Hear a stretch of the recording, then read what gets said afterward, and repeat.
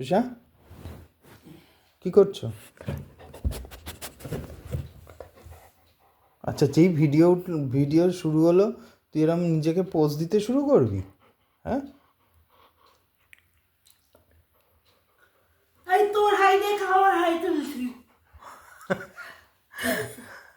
কি করছো তুমি? শীতে তো আর নড়তেই পারছো না। আর কি করবো বাবা, একটা দুটো মাস, সে এপ্রিল মাস পর্যন্ত চলবে। তবে শীতটা তো ভালোই লাগে কিন্তু। হ্যাঁ, আমার আর শীত ভালো লাগে না। আমার শীত এক সময় আমার খুবই প্রিয় ছিল, কিন্তু এখন বড্ড ভয় পাই শীতকে। তো এই যে মা এনেছি, কি বলে এটাকে, কি জানি বলে, ওই বাদাম? হ্যাঁ বাদাম, চিনে বাদামগুলো খাও। আমার দাঁত নেই।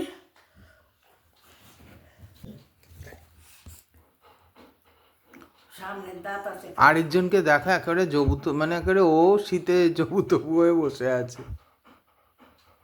ও তো একবারে ন্যাওটা হয়ে গেছে আমার।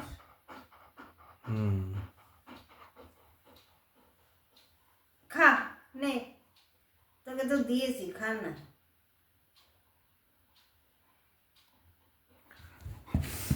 কালকে সিআর পার্কে আমি যখন একটা জিনিস দেখলে, একটা লেবুর দাম 50 টাকা নাকি, এই গন্ধরাজ লেবু। আমাদের কলকাতাতে কত হবে? 10-20 টাকা হবে। 10-15 টাকা। হ্যাঁ, কি ওরা অবস্থা! ওদের বাড়ি কটা করে বাড়ি আছে কে জানে। ওই একটু পেঁয়াজগুলি নিলাম। পেঁয়াজগুলি বোধ হয় 10-12টা আছে পেঁয়াজগুলি। ওইটা নিল 50 টাকা। ওই যে কালকে ওই কি বলে, কি রে, রাগ করলি কেন আমার উপরে?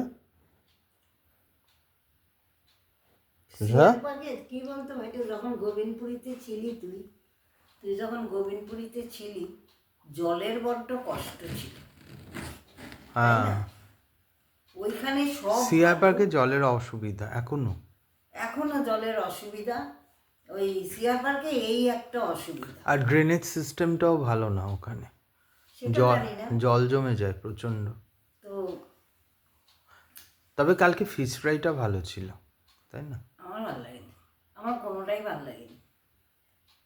বাজা বুঝি আমার ভালো লাগে না। তবে ওই যে সেই তুই একটা হোটেলে নিয়ে গেছিলি না, রেস্টুরেন্ট, ওইখানকার ফিশ ফ্রাইটা ভালো ছিল। কালকে চাটা ভালো ছিল। হ্যাঁ, চাটা নো ডাউট ভালো ছিল। খাও না একটুখানি, চিনে বাদাম এনেছি, খাও। খেতে পারি না।